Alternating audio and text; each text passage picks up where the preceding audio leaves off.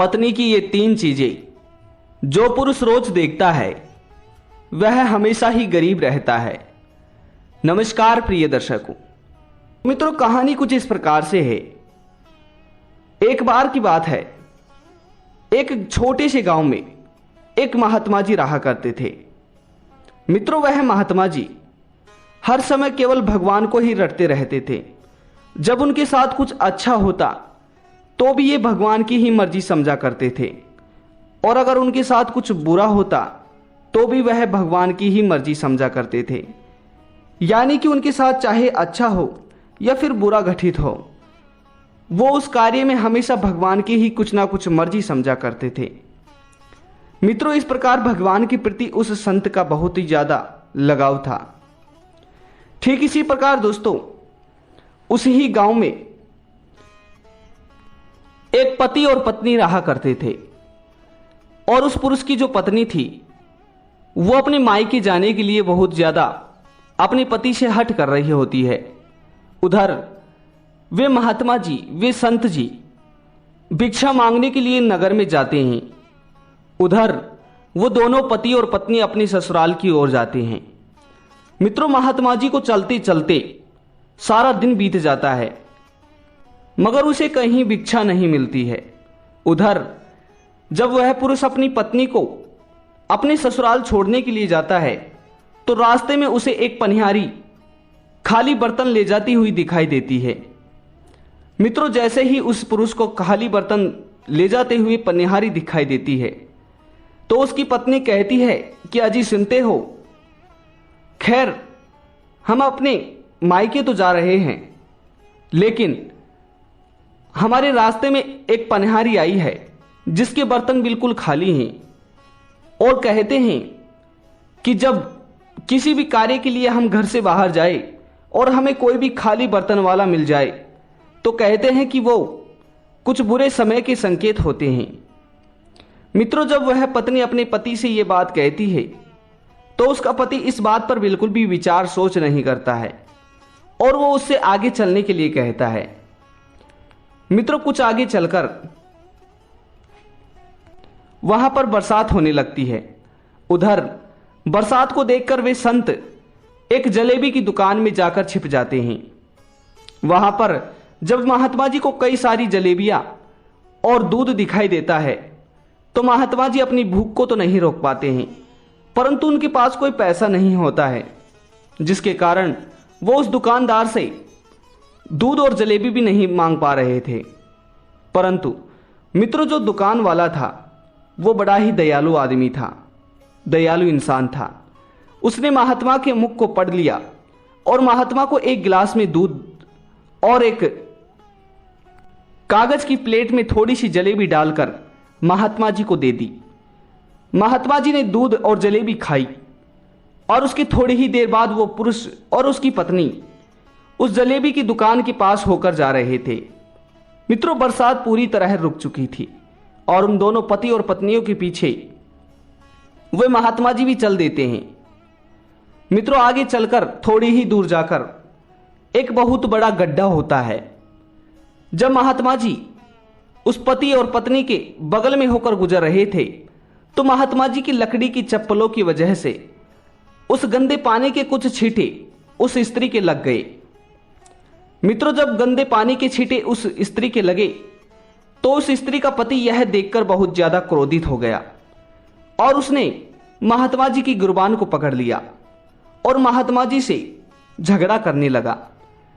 मित्रों, यह देखकर वह स्त्री बहुत ज्यादा घबरा चुकी थी।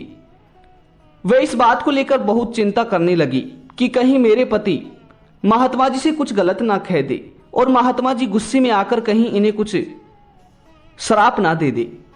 मित्रों, उधर जो राहगीरी थे वे भी महात्मा जी को और उस पुरुष की झगड़े को देख रहे थे, परंतु वो राहगीरी महात्मा जी और उस पुरुष के झगड़े को नहीं रोक पा रहे थे। उन्हें वो लड़का, वो पुरुष बहुत ज्यादा गुस्से में दिखाई दे रहा था। मित्रों, उधर तेज गुस्से के कारण उस पुरुष ने गुस्से में महात्मा जी को एक थप्पड़ जड़ दिया। मित्रों, जब महात्मा जी को उस पुरुष ने थप्पड़ मारा तो महात्मा जी शरीर से बहुत ही कमजोर थे। वो उस नयुग का थप्पड़ नहीं झेल पाए और लड़खड़ाकर वहीं गंदे पानी में गिर गए। मित्रों, महात्मा जी को थप्पड़ मारकर और गिराकर वो पुरुष बहुत प्रसन्न होता है और वो अपने ही मन में राजा बनने लगता है और वो महात्मा जी को गिराकर आगे चला जाता है।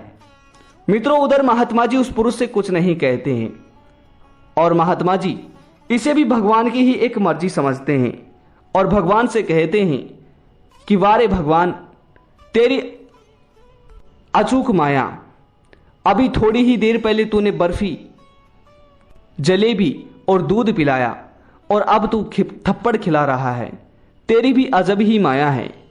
मित्रों, इस प्रकार कहकर और मुस्कुराकर वह संत महात्मा आगे की ओर अपनी कुटिया की ओर जाने लगता है।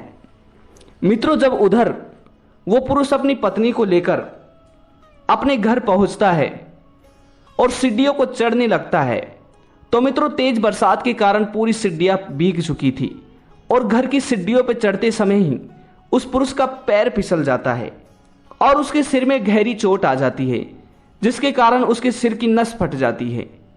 मित्रों, उधर अपने पति को गिरते हुए देखकर वह स्त्री बहुत चिल्लाती है और उसके आसपास के पड़ोसी आकर उस पुरुष को एक अस्पताल में लेकर जाते हैं। मित्रों, जो राहगीरी झगड़े के समय वहां पर मौजूद थे, जब उन्होंने उस पुरुष की इस गंभीर हालत को देखी तो उन्होंने सोचा कि अभी थोड़ी ही देर पहले इसने एक महात्मा को पीटा था, हो सकता है कि उन्हीं महात्मा ने इसे कुछ श्राप दिया हो। मित्रों, ये सब सोचकर वह महात्मा के पास जाते हैं। महात्मा के पास जाकर वे सभी राहगीरी महात्मा से कहते हैं कि हे संत, हे प्रभु, आप आखिर में एक विद्वान और महापुरुष हो। खैर, हम मानते हैं कि उसने आपके साथ गलत किया, आपका अपमान किया, परंतु इसका मतलब यह थोड़ी है कि आप उसे इतना घोर श्राप देंगे। वो अपनी मौत और जीवन के बीच से जूझ रहा है, उसे माफ करें। मित्रों, फिर महात्मा जी उनकी बात सुनकर हंसने लगते हैं और महात्मा जी उन सब से कहते हैं कि देखो भाई, मैंने उसके साथ कुछ नहीं किया, क्योंकि मुझे एक बात बताओ, मैंने ऐसा क्या किया जिसकी वजह से उसने मुझे मारा। मित्रों, फिर राहगीरी कहते हैं कि महाराज जी, आपकी चप्पलों की वजह से उसकी पत्नी के छींटे लग गए और उसकी पत्नी के जब गंदे छींटे लगे तो उससे सहा नहीं गया और जिसकी वजह से उसने आपको थप्पड़ मारा। मित्रों, उधर महात्मा जी कहते हैं कि ठीक है, मगर मैंने उसे तो छींटे नहीं मारे, हो सकता है कि मेरी वजह से उसकी पत्नी को गंदे छींटे लगे हो, मगर मैंने उसका तो कुछ नहीं किया, परंतु उसके बावजूद भी उसने मुझे थप्पड़ मारा क्योंकि वो अपनी पत्नी से बहुत प्रेम करता था। तो यही तो बात मैं तुम्हें समझाने जा रहा हूं। मैं भी अपने प्रभु से, अपने भगवान से बहुत प्रेम करता हूं, तो भला सोचो कि वो मुझे पीटते हुए कैसे देख सकते हैं। मित्रों, फिर इस प्रकार वे राहगीरी महात्मा जी की पूरी बात समझ जाते हैं। तो मित्रों, आइए जानते हैं कि आखिर पुरुषों को स्त्रियों की कौन सी 3 चीजें कभी नहीं देखनी चाहिए, और जो पुरुष स्त्रियों की इन 3 चीजों को देखता है तो वह पुरुष सदा ही गरीब रहता है और सदा ही दुखी रहता है।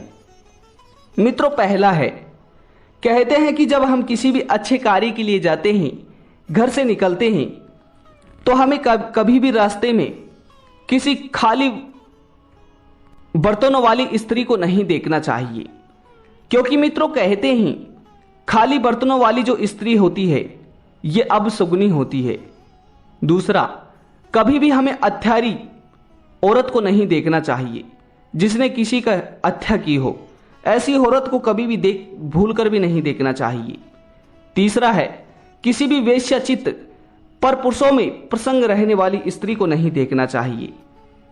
तो मित्रों, जो पुरुष इन 3 स्त्रियों के दर्शन करता है तो वह सदा से ही गरीब रहता है। मित्रों, उम्मीद करते हैं कि आप सभी को यह ज्ञानवर्धक और प्रेरणादायक प्रसंग पसंद आया होगा। कमेंट बॉक्स के माध्यम से अपनी राय अवश्य दीजिएगा। फिर मिलते हैं अगली वीडियो में, तब तक अपना ख्याल रखिएगा। धन्यवाद जी, नमस्कार।